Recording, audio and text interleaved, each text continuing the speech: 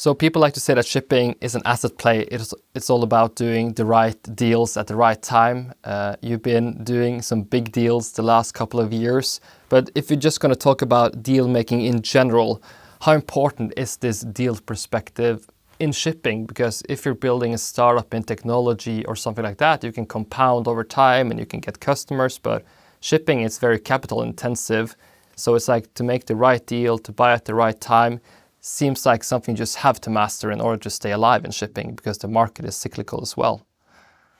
Sure, and to counter the cyclicality, you try to build up a good and strong customer base, a good supplier base, because yes, you're right, it is very much asset-based, it's very erratic, and there's many things you don't control.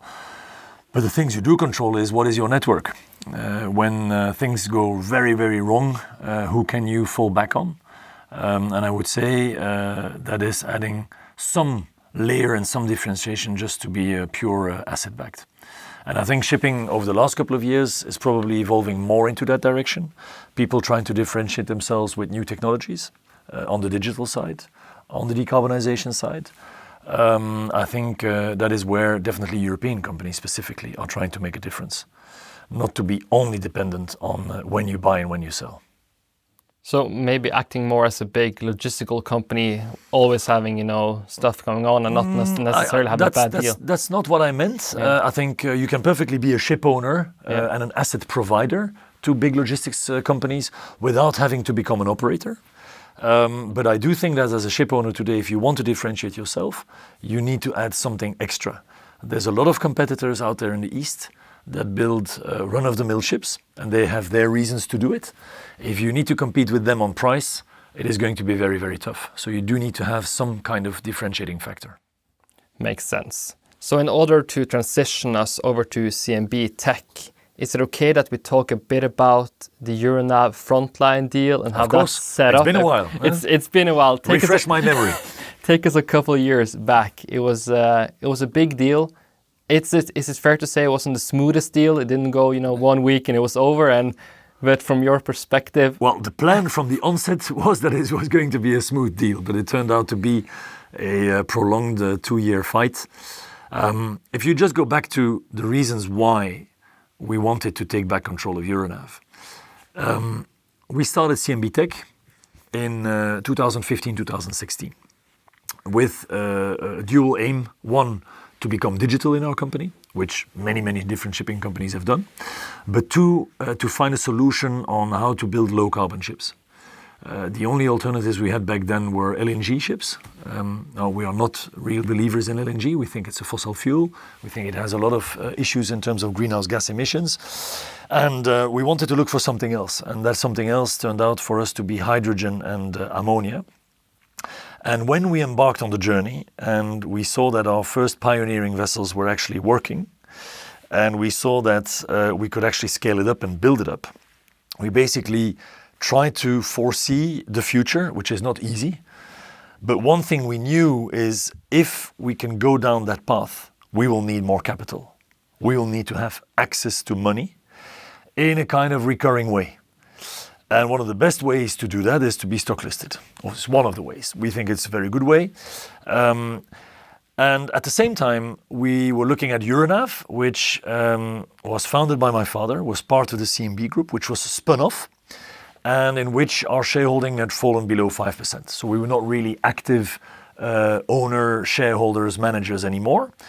And we looked at Euronav and we said, this is a company which is very lowly geared, so there was not a lot of debt, which is probably at the forefront of having very good quality assets, at the beginning of hopefully an upcycle, but very nice balance sheet, and a listing in Brussels and in New York.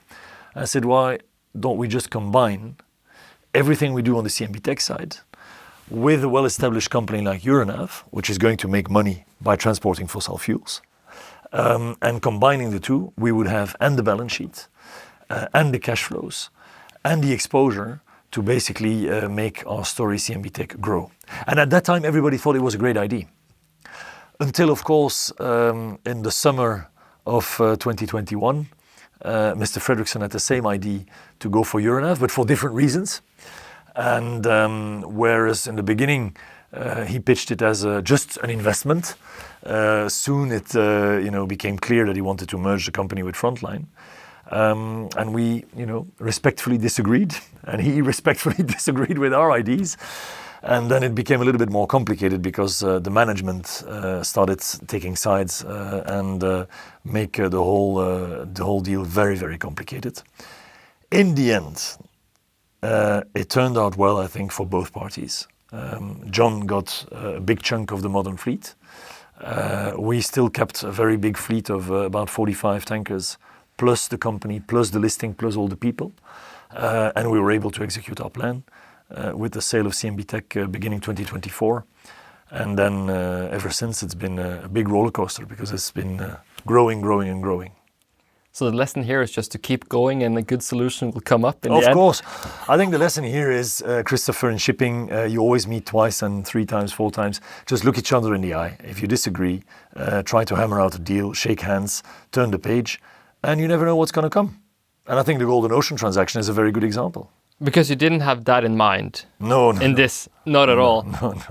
No. That was Golden Ocean and Bocimar, our dry bulk division, used to work together in Capesize Chartering Limited, which was a very light Capesize pool, which worked very well during the bad days, where we cozied up together, to fight the crisis.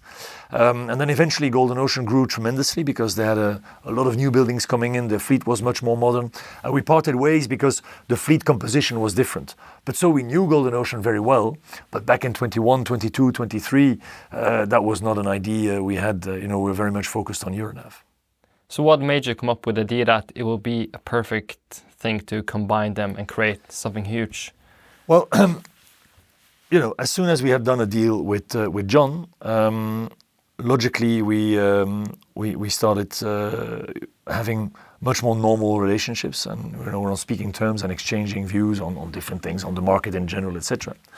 And at one point, because we believed in the fundamentals of dry bulk, because we believed in the fleet composition of Golden Ocean, which is very much skewed towards the big sizes, Newcastle Maxes, Cape sizes, we said, well, from a strategic point of view, this would be a great acquisition. And we asked John the question. And eventually, after some negotiation, because it's never easy, he's a tough negotiator, we made an agreement where we bought his share in Golden Ocean. We managed to accumulate our shares just after that to close to 50%. And then very quickly proposed a merger to the shareholders of Golden Ocean to basically combine the two companies, CMB TECH and Golden Ocean, into what will hopefully become one of the largest diversified shipping companies out there, listed on the stock exchange. Some people commented that the deal you made, it was almost too good to refuse. Would you say that you paid a very big fee for it? For us to refuse or for John? For John. For John. Well, look, a deal was made, so both parties were happy. I'm sure, John got a good price out of it. Just look at the stock price at the time. We paid more. For us, it was nothing more than the intrinsic value of the company. So we were very happy. I think John was very happy. I know that in the Norwegian newspapers, people said that we were crazy and John was a visionary. I will, of course, only agree to that. But we are crazy in a positive way. Fantastic answer. So